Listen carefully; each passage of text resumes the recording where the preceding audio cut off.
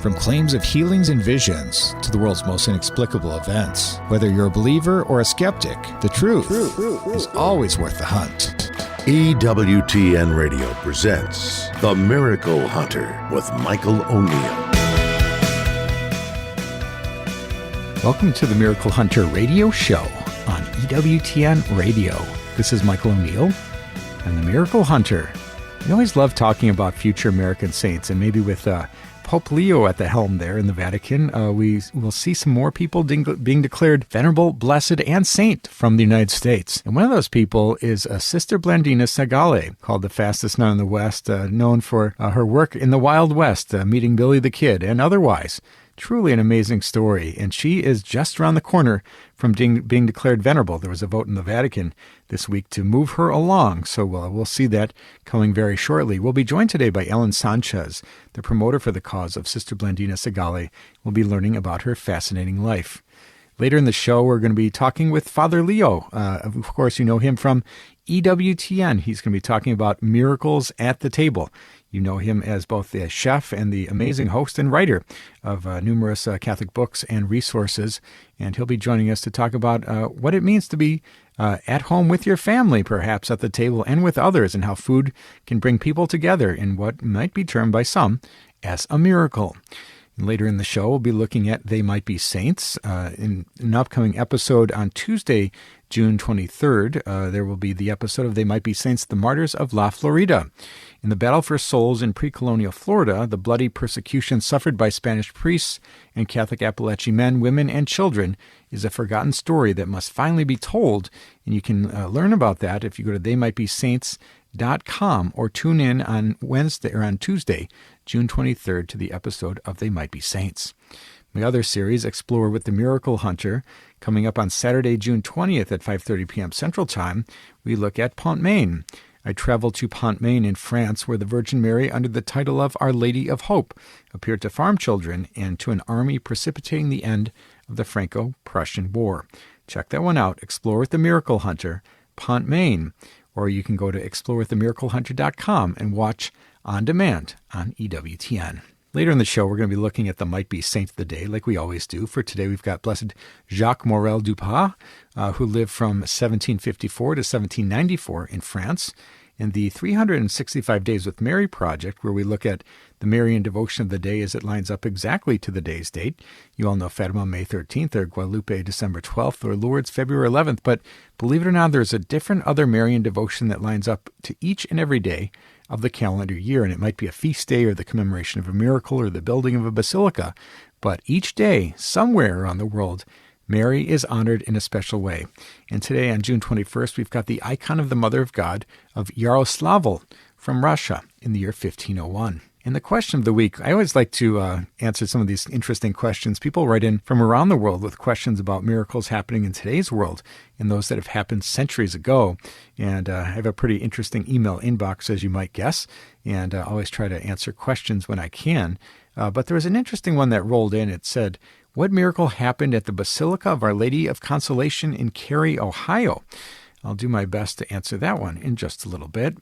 In the miracle of the day, on June 21st, and we always try to find a miracle at some year in Christian history that lines up to the day's date.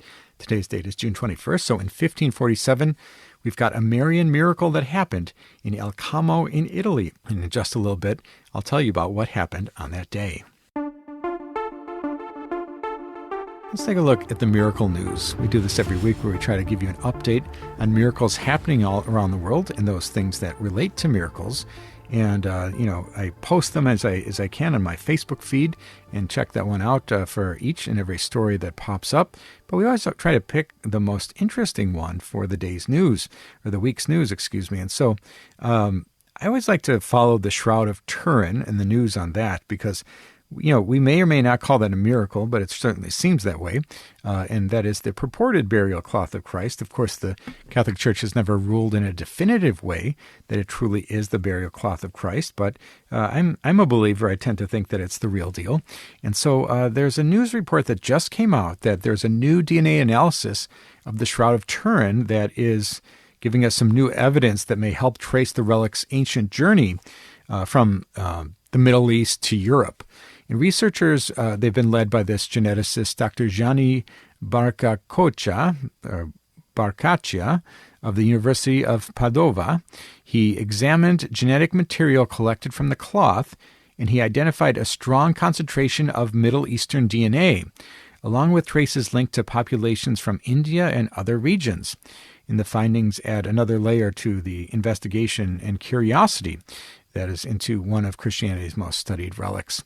And according to this study, more than half of the identifiable human DNA recovered from the shroud appears to originate from the Near East, while approximately 38% is associated with Indian lineages.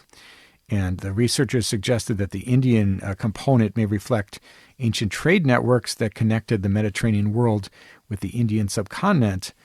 Historical records indicate that fine linen and textiles were very often exchanged along these trade routes, and I guess that raises the possibility that either the cloth itself or individuals who came into contact with it had connections to India. And the researchers also identified genetic markers commonly found amongst populations of the Levant, according to the Druze community, whose ancestry overlaps with peoples of Eastern Mediterranean origin. In addition, the study detected microorganisms that thrive in highly saline environments, similar to those found near the Dead Sea, and that was a discovery that researchers say is consistent with the possibility that the cloth spent time in that region during its long history. Now, the DNA findings build upon decades of scientific examination of the shroud, and the material analyzed for this study was supplied by Professor Pierluigi Balina of the University of Turin. And he's the forensic scientist known for earlier investigations that identified human AB blood type on that cloth. And while DNA evidence cannot prove the identity of the individual depicted on the shroud, researchers say it can provide valuable clues about environments, populations, historical roots associated with that relic. But the study does not resolve the larger questions surrounding the shroud's authenticity or the formation, how that puzzling image was made. And scientists continue to debate how the faint image of a crucified man was created and whether it can fully be explained by natural phenomena or causes or processes. But for believers, of course, the latest DNA evidence offers another intriguing puzzle piece to this centuries-old mystery. And researchers, it's more data in this effort to understand one of the world's most mysterious and closely examined religious artifacts. So we always try to keep you up to date on the latest news coming out about the Shroud of Turin. So this is the latest, more on that DNA evidence.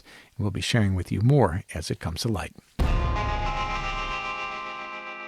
Let's take a look at Catholic Pub Trivia. We do this every week where we ask a trivia question and give out a prize to an emailer who writes in the fastest with the correct answer. And last week we asked the question, what is the first Marian apparition in Italy to have been formally investigated and approved by the Catholic Church? And that answer is Castel Petroso. On March 22nd, 1888, the Virgin Mary appeared to two shepherd girls, Serafina and Bibiana, near the village of Castel Petroso in southern Italy. And I was just there this past year, and the children described seeing Our Lady sorrowfully kneeling at the foot of the cross, contemplating the suffering and death of Jesus, in a vision that inspired huge devotion to Mary under the title of the Sorrowful Mother.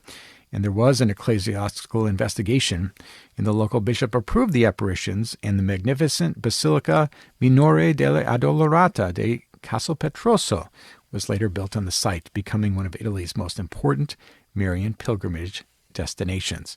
And so that's the answer to this week's question, Castel Petroso. Thanks to everybody who wrote in with that. And the next question for this week, and if you want to submit your answer, send an email to questions@miraclehunter.com, and we'll see who has the fastest answer. And this week we're talking about Sister Blandina Segale, the fastest nun in the West, who is just on the verge of being declared venerable by the Catholic Church. And she died in Cincinnati, Ohio. And so the question is, what servants of God, venerables, blesseds, or saints also lived in Ohio? If you think you know that answer and want to win the prize, the image of the faces of Mary, send me an email to questions@miraclehunter.com, and answers and winners will be posted on the show page of miraclehunter.com. We need to take a short break, but when we come back, we're going to be talking about Sister Blandina Segale, the fastest nun in the West. We'll be talking with Alan Sanchez from her Cause for Canonization. Stay with us for that. Now, back to the Miracle Hunter on EWTN. Here's Michael O'Neill. Welcome back. You're listening to the Miracle Hunter radio show on EWTN Radio. This is Michael O'Neill. I'm the Miracle Hunter. On this show, we always like to report on American saints or future American saints who are moving along the path to sainthood, moving along from servant of God to venerable, from to blessed, then to saint. Well, there's a new announcement that came out just at the end of last month related to another person who is moving along that path to sainthood, or at least all the steps are falling into place. On May 28th, Vatican theologians voted unanimously to advance the cause of Sister Blandina Segale. And in doing so, that affirms her life of heroic virtue. And of course, more needs to transpire as far as further votes and then a promulgation of a decree for her to officially be declared venerable. But this is a very important step in this long process of sainthood for Sister Blandina, and her story is absolutely remarkable. We're so excited to be joined today by Alan Sanchez, who is a member of the cause for Sister Blandina Segale. Welcome back to the show today, Alan. Yeah, thank you for the invitation. You know, as the petitioner of our cause, it's always exciting to share the good news. And you know, the servants of God, when they're getting excited as they get closer to venerable and then to beatified and saint, we're creating and acknowledging, the church is acknowledging they're a saint, but we are creating a platform for people to know about them. And they're getting a new ministry. So the same way we get excited when we get a new ministry, the communion of saints gets excited when there's a new ministry given to a person in heaven who will now be called on. So it's in a sense, we've offered this little one as an example to the world, but also someone that you can call on for intercession. And this step is important because the theologians, they're looking at a number of things at this phase. And this is the life. While the person's alive, we're looking at their life. Beatification and canonization is looking at after the death. So this is like a very important point when we're switching over from their life to their afterlife. And that's what beatification, canonization looks like. That's why the miracle is needed. But here with the theologians, they're asking the question, did she accept the 7 gifts of the Holy Spirit, and did she practice them? Did she practice the corporal works of mercy, the spiritual works of mercy? You know, the cardinal virtues, and that, yes, is important because then it sends it to the bishops and the cardinals of the dicastery to then make a decision to bring it to the Holy Father. Now, we're already invited to pray to her when somebody has the title servant of God, but with venerable will be even more. And then the work on the miracles, that's already taking place, but won't be examined till after veneration. Somebody asks me, well, the people always ask me, why don't I have my miracle answered? And I tell them, you have.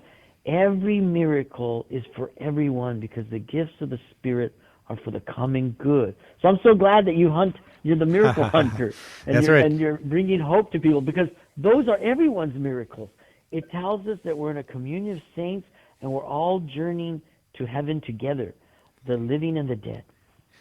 Absolutely, and I think you and your cause become your own team of miracle hunters at this point. After she becomes declared venerable, you'll be seeking a miracle work through her singular intercession that will advance her from venerable to blessed when it comes to that point, and then beyond that to saint. So that work actually gets started before they're venerable. You start looking for them, and so there are reported. These are people that come forward with alleged miracles, right? But they believe them to be. We've had over 60 people present what they believe were miracles, and 3 that were instantaneous. And so we're looking into those. There's actually an inquiry opened, and it's about to be finished on the diocesan inquiry, then sent to Rome. But in Rome, it'll sit there waiting until she's venerable. Then when she's venerable, the Roman phase can begin looking at those miracles also. That's right. Yeah, I think collecting all the information on the miracles is so important because the Vatican digs in and looks at it in such scrutiny, and has to find those very rare cases where we have an instantaneous cure that must be complete and lasting, and no medical treatment that relates to the cure. So it's the criteria is so strict, but eventually a miracle will be found and approved, and she will become blessed. Now, I'm sure so many people are wondering, Sister Blandina Segale, in my opinion, her story is perhaps the most interesting and fascinating of all the American future saints. She has quite a backstory that will be known to the world when she be declared venerable. Tell us a little bit. She's known as the fastest nun in the West. She's known for having met Billy the Kid, worked with the poor. Tell us a little bit. Who was the woman, Blandina Segale? Yeah, so after all these years of, all the research of finding everything she wrote, or what's written about her and her works, if I had to say the sentence, this is Blandina, she would daily, and this is a good challenge for all of us, daily discern who are the vulnerable and what do they need from me. That is a great spirituality, that to daily discern that value of who are the vulnerable and what do they need from me, living out the gospel every day. And so she started, institutions, schools, orphanages, hospitals. The hospital system, along with other nuns, is now Common Spirit, which is the largest healthcare provider in the United States, nonprofit healthcare provider. So her works are still living with us today. But like Billy the Kid doesn't make her a saint, but we did have to prove that she was in that environment of the Wild West. And yet, as a woman, doing this important business of raising money, building buildings, hiring teachers, hiring nurses and doctors in a time when there was so much anarchy and the fastest gun ruled. But one of her icons is holding a little child in one arm, and in the other hand, she has a hangman's noose. Now, she's not going to hang the little child. She's from the most guilty to the most innocent. And she would take away the hangman's noose from people. In one story where she saves a man, the shooter, and convinces his victim before he dies to forgive the shooter. What incredible love to experience there. Blandina would help people find their courage. Someone asked, was Blandina courageous? Yes, but her real talent was to find courage in others. A young girl that was she had rescued from prostitution in Cincinnati. She became a parole officer, so she protected by the law, and she would go into these places and save 14, 15-year-old girls. But this 14-year-old girl, she was in Ward 0. Imagine in the hospital that you would have a ward called 0, and many of these little girls that were forced into prostitution would die there. But this one little girl that survived, she gave her the courage to stand up to her traffickers. And Blandina and her were the first women to testify in the U.S. Congress on human trafficking. Oh, wow. She worked with Thomas Edison inventing the hearing aid. She had relationships wherever she could. There's a picture with her and Cecil B. DeMille, and I could just imagine tiny little Blandina whispering or pulling on his arm, make a movie of the Ten Commandments, wherever she could influence, But there she was. And to create public schools in that time, she had to go to the territorial legislature and lobby them and convince them of the value in education for everyone. So with her work across Colorado, New Mexico, and in Cincinnati, she worked with a lot of immigrants. She was an immigrant child. At 5 years old, she was brought to the United States, and she'll be the patron saint of immigrant children around the world. And wow, what we need today for all these children around the world makes me so happy that she's conscious of us, and she's showing that. And we're inspired by her story. You can get her book from the Sisters of Charity of Cincinnati if you go to their website, and it's a diary. And in there we get these stories, and we were challenged. We had to go out and prove that the stories in the book were real. So we know, she visited with Billy the Kid, she was friends, and we were able to find documents that show she went to visit a patient in jail. And there's Billy the Kid. And we found the roster, this is from 1884, the roster from the custody of prisoners from the jail to the courthouse. And right there under William Bonney is her patient, also Ed Calley, confirming, corroborating evidence that these events took place. Amazing. We've been talking today with Alan Sanchez, promoter for the cause of Sister Blandina Segale, who is just around the corner from being declared venerable. We're hoping for it later this year. Perhaps at the end of the summer, we'll see how Pope Leo gets involved with an American being recognized as a venerable. And when it comes to future saints, we seek them out for miracles and for their intercession, but we also seek them out because they're great models for us. How can we look to Sister Blandina Segale in today's modern world? In our modern world, the question is, like her, who are the vulnerable and what do they need from me? Or you could say the poor, but I like the word vulnerable because we're all sometimes poor. We're poor with our health, poor health in many different ways. And so if we ask ourselves that question, our eyes open to those around us in need. It could be within our family or within our community or our country or our world. And that's the call today. We sometimes get overwhelmed that there seems like so much need. But what's the need in front of you? What's presenting itself to you today that you actually can do something about? Is it helping at St. Vincent de Paul? Is it in a ministry in the parish? Is it visiting the sick? There's so many things that can be done. And she gives us that you as a Catholic are invited, every one of us, to be saints. And when the Church acknowledges a saint, it's an acknowledgement that we're all going to be saved. That salvation, it's not just Jesus' resurrection, but his promise of our resurrection. And that's the celebration, in that someone is acknowledged as a saint. But together, we're all working to be saints. And that's the example for her, is that question. Every morning, wake up, look in the mirror and say, thank you for another day, Jesus. Help me recognize who are the vulnerable and what do they need from me. Might be food, might be a ride, it might be a prayer, but you're the answer to someone's prayer. Remember that. You are the answer to someone's prayer. Very well put. And I think so many people are going to be excited about this cause as it moves along, and people are going to want to know her story. It's truly amazing. I think, I say, I've written books about the various people on the path to sainthood, and I really believe that Sister Blandina Segale's story is perhaps the most fascinating of all the stories of future American saints. So for people who want to find out more, either on a website or a book, or to learn more about her cause, what's the best place that people can go?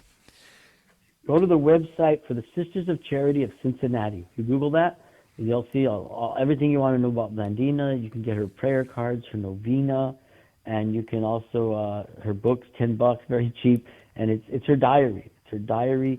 And the diary was written because of Governor Dillon in 1932, writes to her and says, Sister, the old-timers still remember your heroic work. You should publish your diary. And then you just Google, there's a ton of stuff. Fastest Nun in the West. You can see some of the old Westerns that she's depicted in. And there's the Wild West Chronicles. They do an episode of her. There's the movie that you can Google, or you can buy it at the website of the sisters also, At the End of the Santa Fe Trail, the same name as her book. A wonderful little movie. But there's lots every day, more and more to read about her. There's also books in Italian, and you can get those through the Sisters of Charity of Cincinnati. Wonderful. Well, we're so grateful to you, Alan Sanchez, for talking to us about the new process and the new advancement in the process of Sister Blandina Segale. Thank you so much, Alan Sanchez, for joining us on today's program. Thank you. Bye. God bless. That was Alan Sanchez talking to us about Sister Blandina Segale. Check her out. She's one of the most fascinating future American saints, and she's just around the corner to being declared venerable. We need to take a short break, but when we come back, we're going to be looking at the question of the week. Stay with us for that.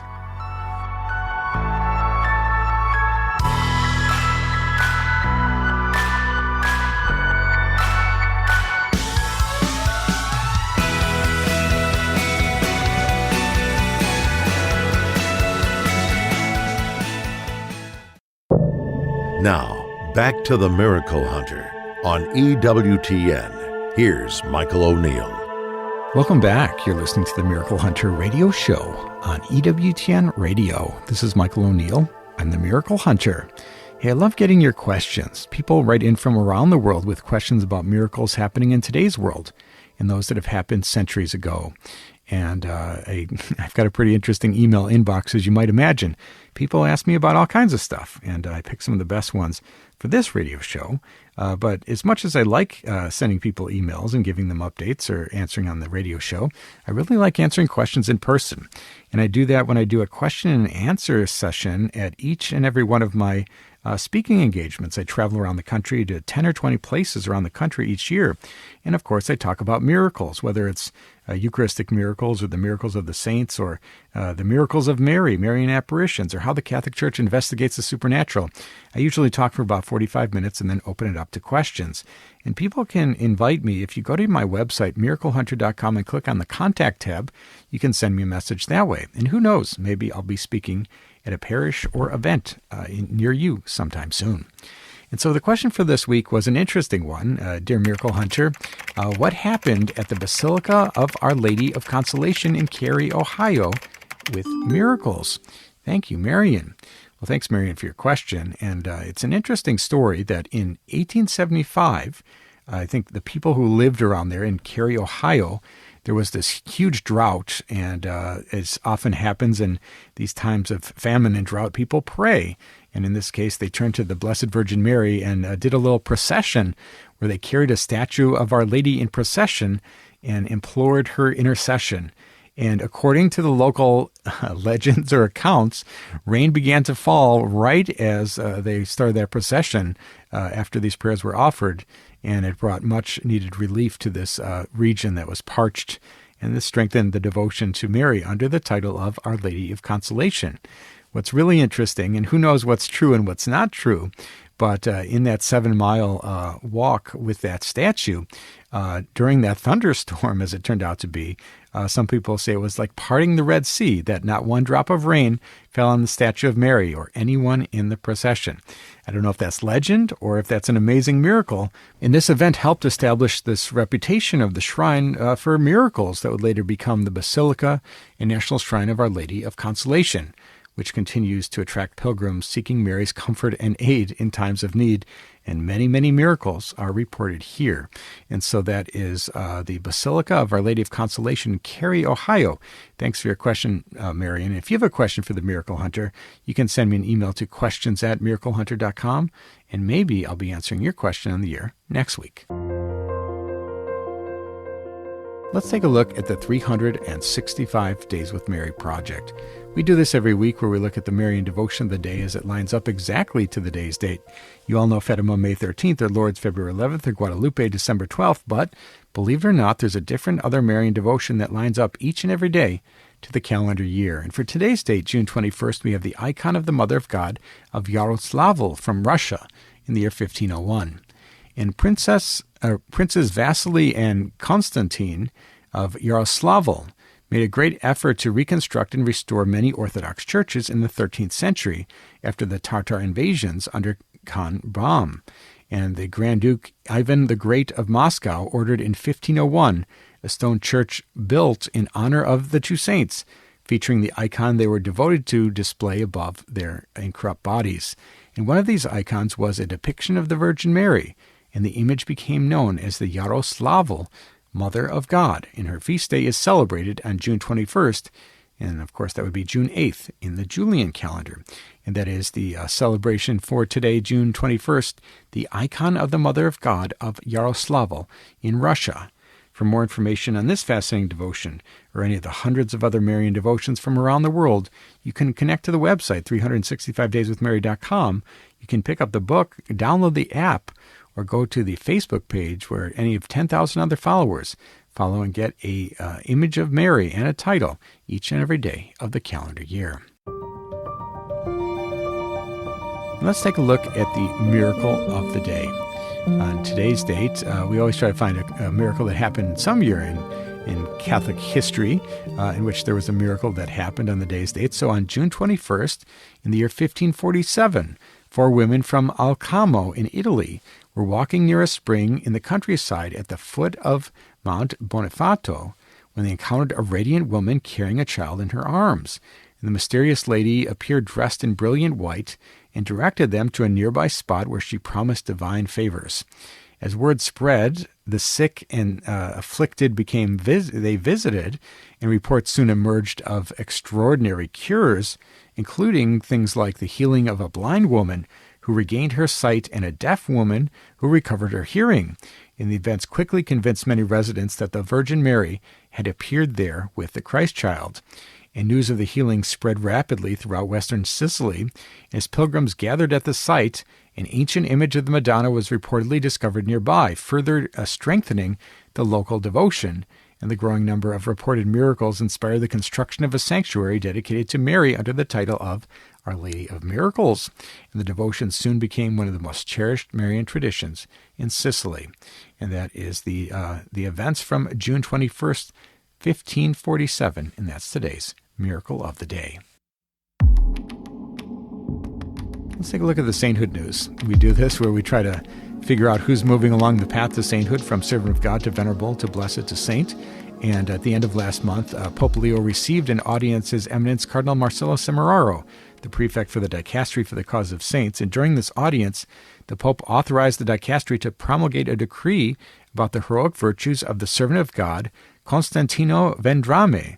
He was a professed priest of the Salesian Society of St. John Bosco, born in 1893 in San Martino di Colle Umberto in Italy, and he died in India in the year 1957. And he was declared venerable on May 22nd, 2026 by Pope Leo. And according to the Dicastery for the Causes of Saints website, in his missionary apostolate, we find traits of great heroism, not only how he lived it, but also in the fruits of faith and devotion to the gospel among the people he encountered. For him, God came before all else, and everyone felt loved by him at the heart of Christ. He was always a splendid example of evangelical charity, and his charity translated throughout his life into great self-sacrifice.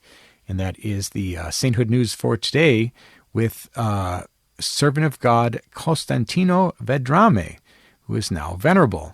With one miracle, he will be known as Blessed Constantino. And that's the sainthood news for today.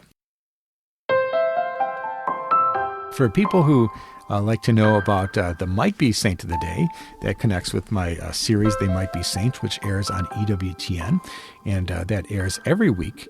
You can go to theymightbesaints.com to watch any of the episodes on demand, or you can tune into EWTN for the various episodes that air. So for today's date, we've got Blessed Jacques Morel Lupas, who lived from 1754 to 1794 in France.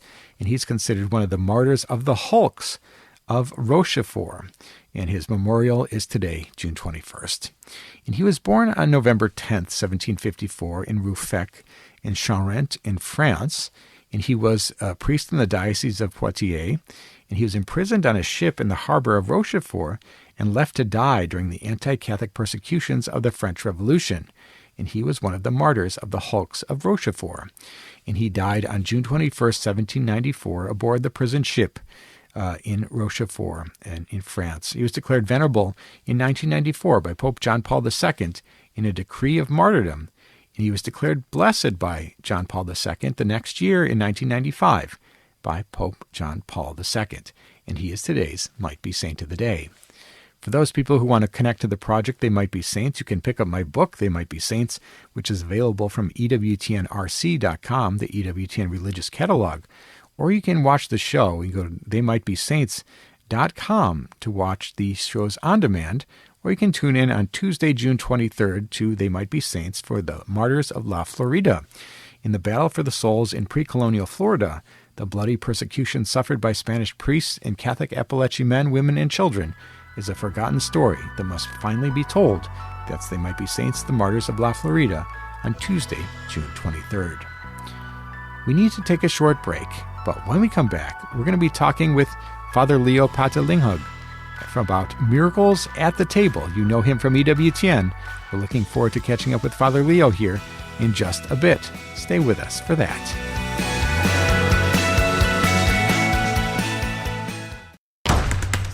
Now, back to the Miracle Hunter on EWTN. Here's Michael O'Neill. Welcome back. You're listening to the Miracle Hunter radio show on EWTN Radio. This is Michael O'Neill. I'm the Miracle Hunter. Well, miracles can happen anywhere, can't they? They can happen in the big moments of life and in the small moments. And sometimes these moments just when we're with our family, perhaps around the dinner table, can be moments of miracles, or time with friends spent in quiet conversation. But sometimes food is the thing that connects us and even invites us to sit down. And the person who kind of has this corner to this idea figured out is Father Leo Patalinghug. You might know him from Plating Grace and for his conversations about miracles at the table. And perhaps this isn't the miracles that we talk about like Marian apparitions or Eucharistic miracles, but wherever God moves in our lives is a certain type of miracle, we might say. And we're so excited to welcome Father Leo to the show today. Welcome to the show, Father Leo. Thanks for having me. It's a pleasure. Yeah, it's great to talk with you again. And I love what you do where you connect food and faith. And I think that's such an important thing for each and every human on our entire planet. I think you're onto something, knowing that people love food and they need God. They need food and God both. And so bringing them together is such an important combination. Talk a little bit about how you got started, Father Leo, and how you saw this connection could be something that you could tell the world about. Thank you very much. And to know that the greatest miracle of all is obviously the Eucharist, Yes. and there are so many miracles attesting to that. You've done an amazing job accounting for many of the Eucharistic miracles, as Carlo Acutis, the great saint. But this miracle that happened at the Last Supper didn't actually have a transformative effect. The disciples did not see the Eucharistic miracles that we are privileged to have witnessed over the years. Yes. But I think one of the great miracles, though, is the transformation of the heart. It turned the disciples into literally blood brothers to the Lord, because now they have his blood running through their veins. And I think we have to always remember that Christ, above all, wants unity. And in a very divided world, we need a miracle that's going to bring us together. And one of those miracles can happen when we're willing to extend what happens at the altar to even our dinner table. The power of food can change us. And I'm just going to give you one example. There was a man who told me the story about how he actually was so depressed, he had everything wrong going in his life, and he wanted to end his life. And very sad, but these are realities that happened. But he went to a diner where he used to go all the time, and there was just a very attentive waitress who just gave him a little extra attention, kind of broke through his depression, and just did her job and served him well. And that was the miracle that he needed, that kindness, that love, that communion of persons, really, that helped him to just get over that depressive moment and to live his life in a better direction, just because of a simple miracle that happened at a diner, at a table in a diner of all places. Yeah, amazing. And I think these stories, big and small, happen all the time. And sometimes they're just in conversations that within our own families, perhaps. Talk a little bit about miracles at the table in our own families, and how just that time together over food can be such a transformative moment. Well, the statistics show, according to CASA, the Center of Addictions and Substance Abuse, that if you want, by the way, from Columbia University, which is hardly a religious-affiliated school, but they determine that if you want to improve teenage scores, reduce drug addiction, teen pregnancy, and teen suicide, the number one factor that's consistent across the board is a regular family meal. And that is something that was practiced in my family, being an immigrant family from the Philippines. We have, as many cultures, a real effort to have a family dinner. It's something part of the American culture, but it's getting lost to some degree with the fast food mentality. And that was very true even in my family, because I'll just, be very vulnerable here and say that growing up wasn't easy in a Filipino household in an American culture, and my oldest sister really struggled with that integration, and so she had some problems growing up. She was always considered a black sheep in the family, so to speak, and she ran away from home. And my mom and dad, what they did was they found out where she lived, and they would just drop off food where she was staying, almost like a little carrot for the rabbit to come home. Yep. And as a result of that openness to eating with your family, even in the midst of the challenging times, is one reason why my sister is now my parents' best friend. I'm their favorite child, but my sister is their best friend for sure. Amazing. We're talking today with Father Leo Patalinghug about miracles at the table, some of these incredible moments where food and faith come together in this amazing confluence where people can draw closer to Christ through food and through family. Tell us a little bit, Father Leo, how did you get started with all of this? How did you, perhaps you're the only priest that anybody knows who is behind the altar and then is behind a table in your presentations and otherwise, and on television on EWTN. Talk about how this all came to be. It was a very strange thing, but it happened way before I was even ordained a priest.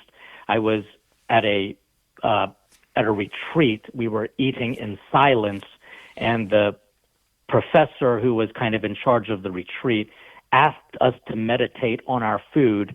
Now, I even think it sounded silly, but for some reason God broke through it and helped me to see how the food has connected me to the farmers, to the delivery person, to the chefs, to the waiters.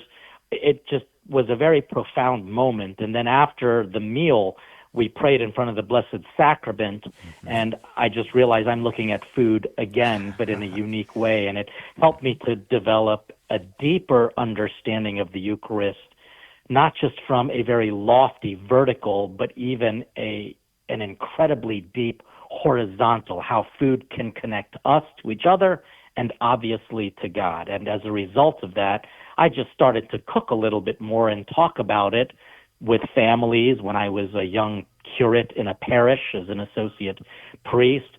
And somebody heard about what I did. They suggested I write a book. I wrote a simple book called Grace Before Meals, and it became rather popular. And the Food Network got wind of it. They asked if I'd be willing to do a segment about the importance of family meals, and it turned out to be a surprise cooking competition with Bobby Flay in a show called Throwdown with Bobby Flay. It was a very fun show, but a real competition, and when I won it, then things just exploded. And it could be a miracle because on my ordination, which is June 5th, 1999, I had a holy card, and my holy card was from John 21, and it simply asked the question, "Do you love me?" That's Jesus' question to Peter. And when Peter said yes 3 times, Jesus said, "Feed my flock, feed my sheep." And so I think God had planned, really, even before I was ordained, that I would be beating Bobby Flay in a Food Network competition. Truly, truly amazing. We're talking today with Father Leo Patalinghug about miracles at the table, these moments of grace where food and faith are connected in such an important way. And I've heard your different presentations, and you say something that really stuck with me is that many people go to Mass bored or are bored at Mass, you might say, and that's because they don't come with a question, they don't come hungry at Mass. Talk a little bit about the importance of the Mass and how the sort of spiritual hunger can play a role in our active engagement with the Eucharist and Mass. Boring can be defined as answering a question that no one is asking. And it's a very challenging thing because people who are bored at Mass are either not asking a question because they think that the church can't teach them anything, or they come into church thinking they already know everything. And those become the boring people, the people who are bored. It is our objective as priests to make sure that we try to at least get into the heads and the hearts of the people who come to church, just so that we can ask the simple question, what are they hungering for? Because we know that they are. But unfortunately, the devil is so good at feeding people lies with which, we develop an addiction. We love cheap everything. And so our hope in the Mass is to try to give them the antidote to the forbidden fruit. And that antidote is one bite of the blessed fruit. And so this kind of lofty theology of the Eucharist has to be made more practically accessible to people. And so we have to engage people with better homilies, but also to challenge people and say, do you honestly think you know better than a church that has made saints for 2,000 years, that's changed the world for the better, and the only church that still upholds the teachings of Jesus Christ to its fullness? Mm-hmm. Or do you think you know everything better than the Catholic Church? So we've got to have a little bit of both sweet and a little bit of salty, as well as some sour, and even the bitter. I love it. We're talking today with Father Leo Patalinghug about miracles at the table and some of these lessons that can be learned through cooking and through food and bringing our hunger to Mass itself. And talk a little bit about Plating Grace. That's your website, platinggrace.com. Talk about when people go there, what will they learn about? What books, what resources do you have available? Oh, there is such a smorgasbord. So it'll obviously offer information about the TV show Savoring Our Faith on EWTN, my podcast, which handles some of the more challenging contemporary issues. I try to provide a Catholic balanced pastoral perspective. My resources are there, from the books to the digital content, and then also my pilgrimages. And I just want to share that I just completed round 2 of a pilgrimage where I invited non-Catholic, but they are curious, social media content creators. I sponsored 12 of them to come to the premier see and the nation's capital, and I gave them a 3-day pilgrimage. And what I've discovered is that non-Catholics, there's a miracle happening. They are very Catholic curious, and the Catholic Church needs to provide that incarnational experience. So I'm taking Pope Leo's suggestion and making sure we have an encounter with these people. And I got to admit, miracles happened. Many of them are going to become Catholic as a result of this pilgrimage. And as we wrap up the interview today, what is your great hope for people who watch your shows or read your books or engage with the resources that you provide at platinggrace.com? What is it that where food and faith can come together? Tell us, what is your great hope for the combination of those two in people's lives? That they will take some practical steps to eat with one another, especially people that might even challenge them, because when you get to heaven, you might be sitting next to the person you can't stand the most. And if you don't have a love for that person, then maybe you're not in heaven. So the idea of focusing on the power of food, so that's our mission, to harvest the power of food to do good. And when that food comes from God, whether it be the sacrament of the Eucharist or the sacramental of the meal because we prayed over it, it can change us to be more like Jesus, to become what we eat. Very well put.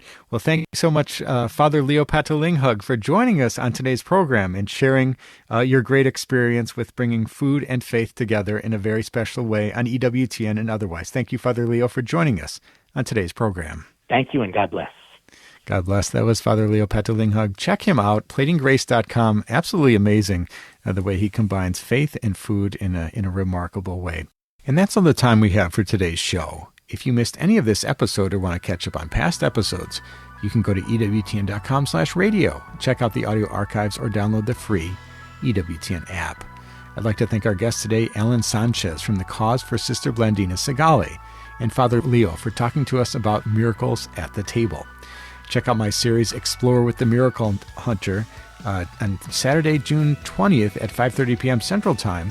The episode on Pont-Maine airs. I traveled to Pont-Maine in northwestern France, where the Virgin Mary, under the title of Our Lady of Hope, appeared to farm children and to an army participating in the end of the Franco-Prussian War.